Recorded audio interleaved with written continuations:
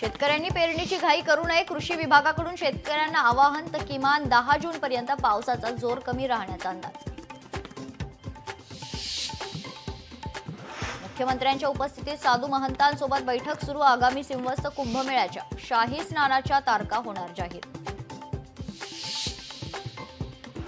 राज्यातील जेलमधील कैद्यांना निकृष्ट दर्जाचा आहार, कोट्यवधी रुपयांचा घोटाळा. तर एकनाथ खडसेंचा आरोप. विधानसभेत आवाज उठवण्याचा इशारा. मैत्रिणीच्या मोबाईलमुळे निलेश चव्हाण पोलिसांच्या जाळ्यात. वैष्णवीच्या बाळाच्या हेळसांड प्रकरणात निलेशच्या मैत्रिणीचा संबंध नाही. तपासानंतर पोलिसांची माहिती.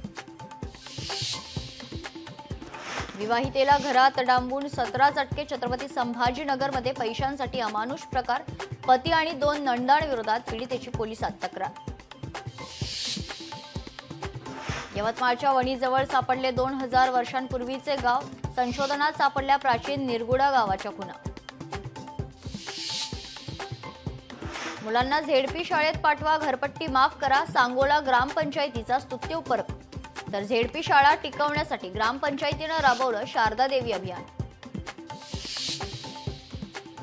केंद्रीय क्रीडा मंत्री रक्षा खडसेंच्या गावातील क्रीडा संकुलाची दैना. कोथळी गावातील क्रीडा संकुलात अनेक वर्षांपासून काटेरी झुडपे. तर संकुलाची संरक्षण भिंतही कोसळली.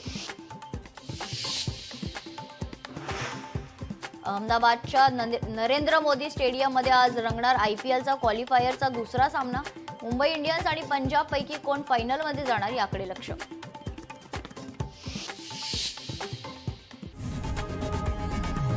लोकशाही मराठी ऐका, पहा, जागरूक रहा.